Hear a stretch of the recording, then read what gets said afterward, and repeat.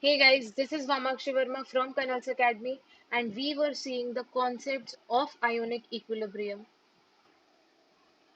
In last video, we saw how to write the equilibrium constant of weak acids and bases. Let's continue those concepts here.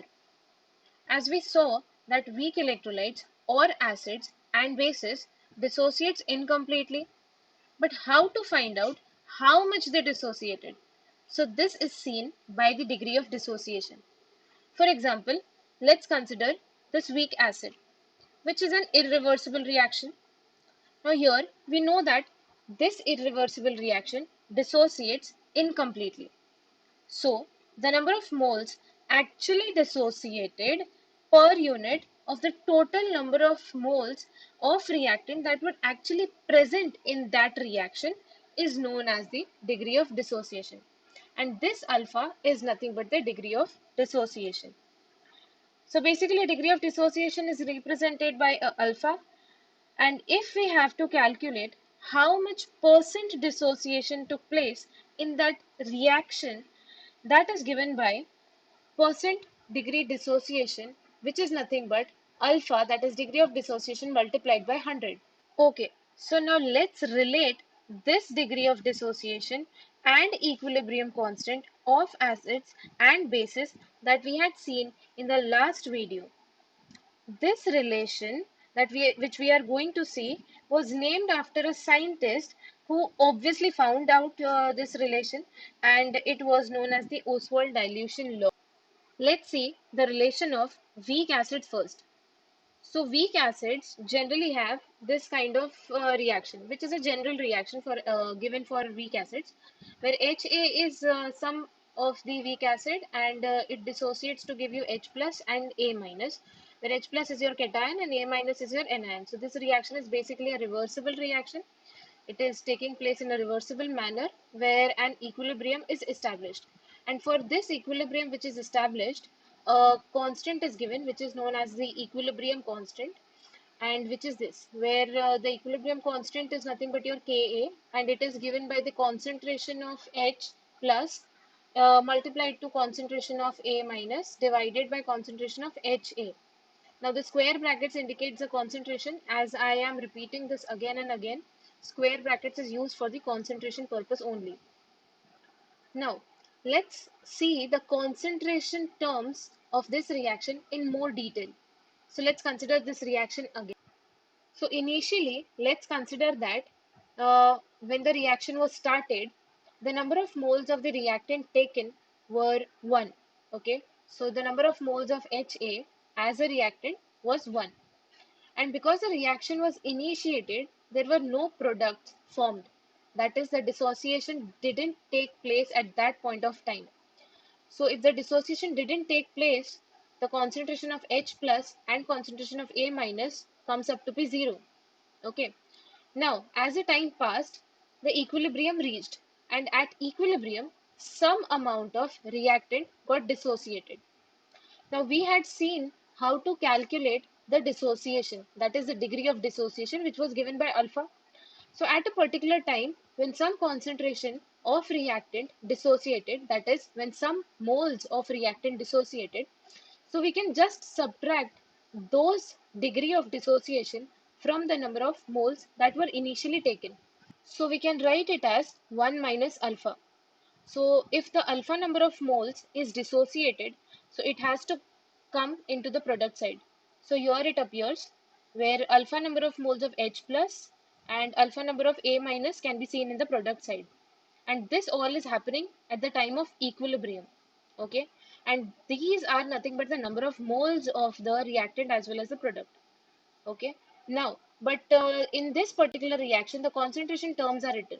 So if we have to write this number of moles into concentration term, so we just divide it by the volume term.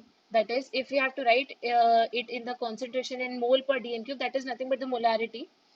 So we just divide it by the volume term. Now volume can be anything in which the solution is being made. So it can be 2, 3, 1 or anything. Okay. Now if we substitute these values in this equation, so we get an equation like this, where We can substitute these values. Okay, so the concentration of H plus becomes alpha divided by V. The concentration of A minus becomes alpha divided by V again, and the concentration of HA becomes 1 minus alpha divided by V. If we rearrange this equation and solve this equation, we will get this kind of equation, okay, where it becomes alpha square divided by 1 minus alpha into V. Now, 1 divided by V is nothing but C, okay, where C is nothing but the concentration term, okay, which is nothing but mole per dm cube. That is nothing but the molarity term, okay, where 1 is nothing but your number of moles that we had taken in the reaction initially, that is 1 mole of reactant was taken, and which was formed in V volume of solution. And as I had said earlier, V can be anything, that is 1 dm cube or liter or anything, okay, 1, 2, 3, whatever dm cube in which the solution is being made, okay. Now, if we substitute this 1 divided by V as C, so this equation becomes like this, okay, where it is nothing but Ka is equal to alpha square into C divided by 1 minus alpha. Now let's consider that if the dissociation that has taken place, that is the degree of dissociation, is very small, okay, the degree of dissociation is very small, that is the dissociation has taken place but the dissociation was negligible. So we can consider this 1 minus alpha as 1, okay, which can be equivalent to 1. Okay, so we neglect this alpha in the denominator but not in the numerator. The reason is the dissociation has taken place, but it is negligible. So if we subtract that negligible degree of dissociation by 1, so it almost comes up to be 1. Okay, so we can neglect alpha here, but we cannot neglect alpha in the numerator. So if we neglect alpha here, so there are two equations that can be formed. One is if we substitute this value, that is if we neglect the alpha in this equation can become like this, where Ka, which is your equilibrium constant, would be nothing but equal to alpha square divided by V. And if we neglect this alpha in this equation, so the equation comes up to be this, where Ka, that is your equilibrium constant of acid, is nothing but alpha square multiplied by C. So basically there are two equations given for equilibrium constant in relation to degree of dissociation. Okay, so these are the two equations in terms of volume also and in terms of concentration also. Now similarly, for weak bases also we can write the equation. For weak bases we consider this kind of general equation as we have seen earlier also, where BOH is your reactant and it dissociates incompletely to give you B plus and OH minus. So the dissociation is like this and it gives you an equilibrium constant like this, okay, where Kb is nothing but your equilibrium constant of weak base, which is nothing but equal to concentration of B plus multiplied to concentration of OH minus divided by concentration of BOH. Now this equilibrium constant again can be written in the relation of degree of dissociation, and the degree of dissociation comes up to be the same as we saw in the acid, which is nothing but Kb is equal to alpha square divided by V or alpha square multiplied by C. The only difference here becomes is there in the acid we had written Ka and in the base we have to write Kb.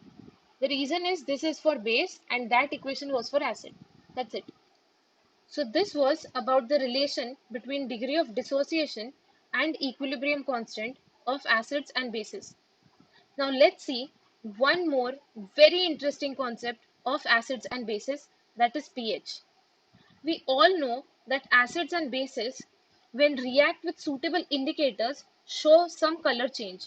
And this color change tells us how strong or weak the acid or base is, just by observing the pH scale. And this pH scale has the range of 1 to 14. But have you ever thought why only this range is till 14 and not more than or less than 14? Let's see the interesting concept behind it. So the story of this concept starts with autoionization of water. So for this, let's consider a particular kind of reaction where this is your reaction. Now here, 2 moles of water molecules are taken. From these 2 moles, only 1 mole of water molecule dissociates. Now when water molecule dissociates, it gives you H plus and OH minus. So this H plus reacts with another water molecule and it forms H3O plus. Now this H3O plus is considered to be acidic and this OH minus is obviously considered to be basic.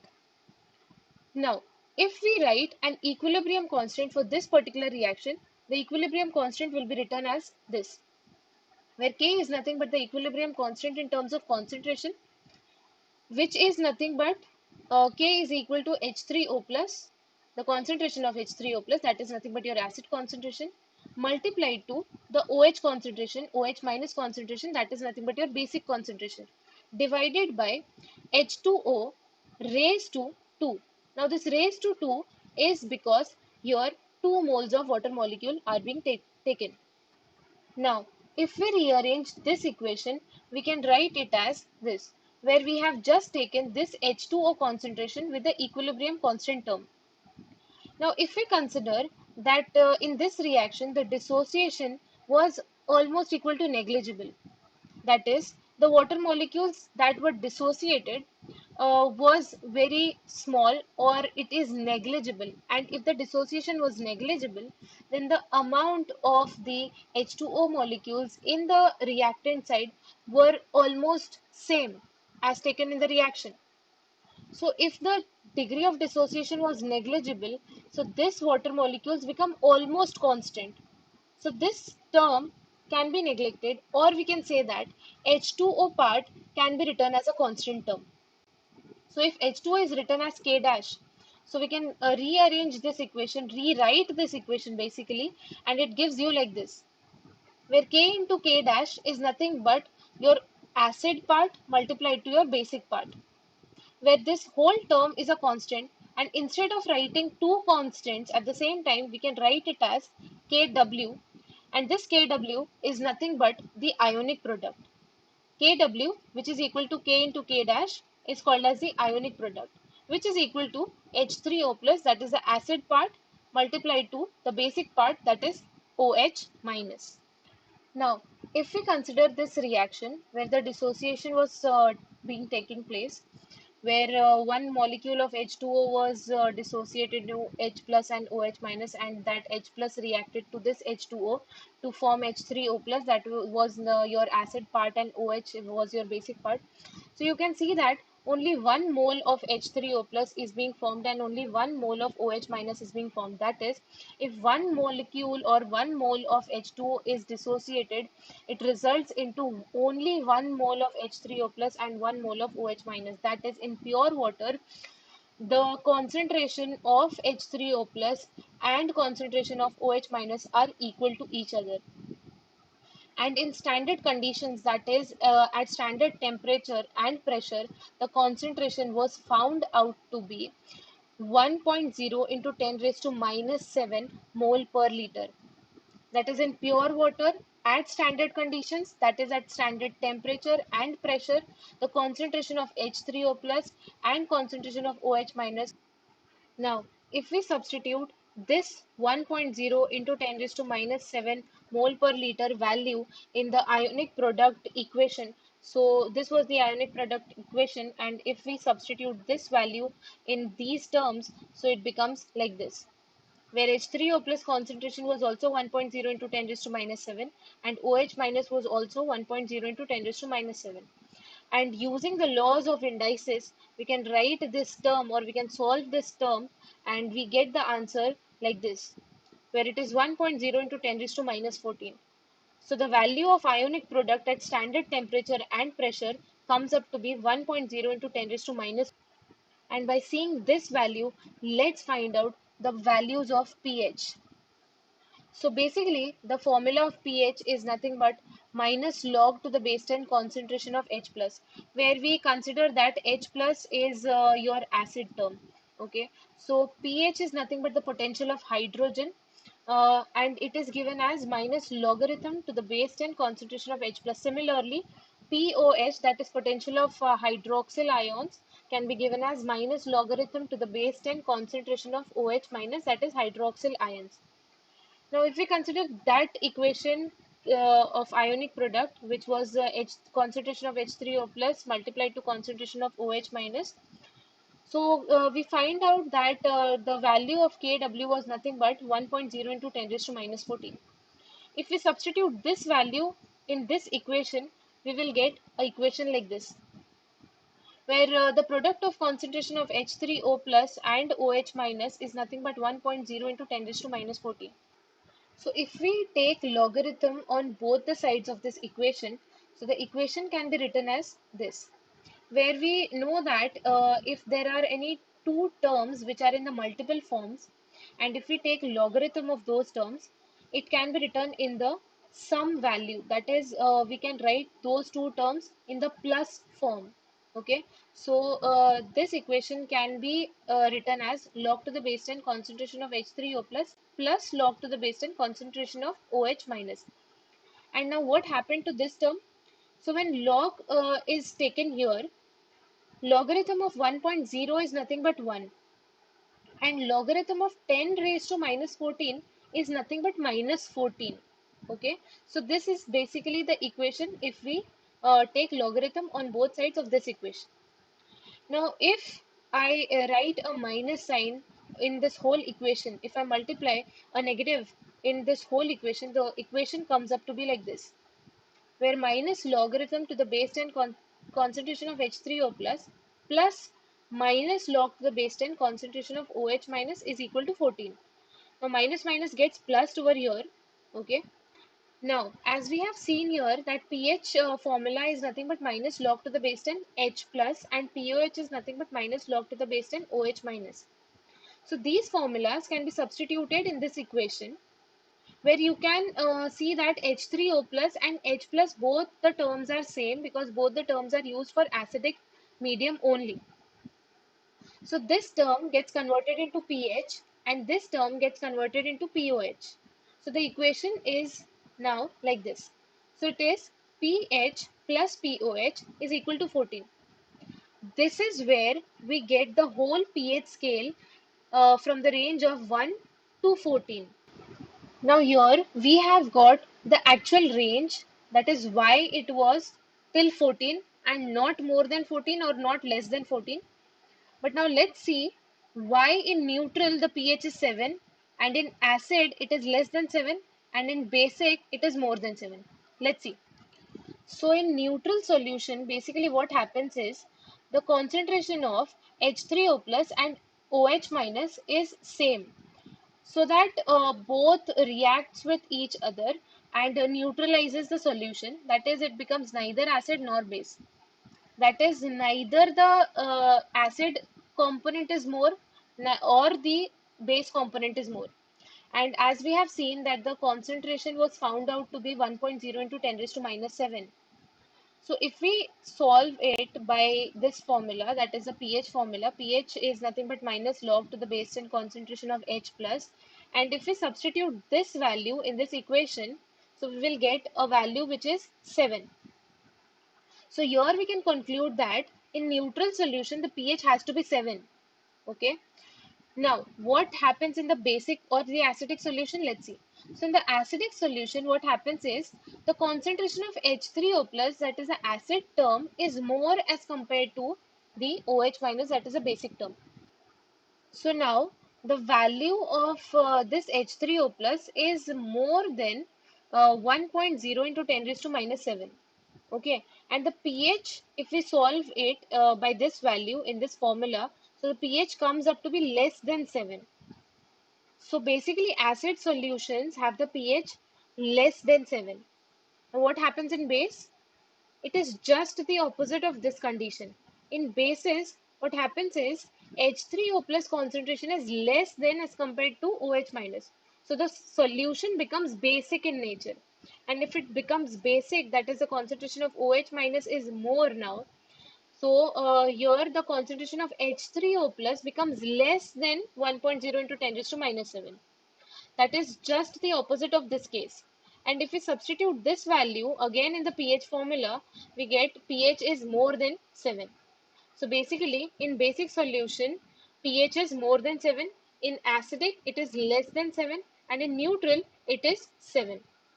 So by solving these whole equations, we get the value of acid, base, and neutral solutions. So now you know the reason behind why neutral solution has a pH of 7, the acid solution has the pH less than 7, and the basic solution has the pH more than 7. And because of which we get a pH scale like this, where it gives many colors to us, where we are helpful to find out which color gives you which kind of solution, whether it is acid or basic or it is neutral. So this was all about the pH of the solutions, the concept of acids and bases, the equilibrium constant, the degree of dissociation and everything.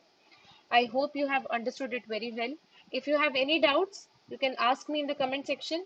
And thank you for this video. Wait for next videos.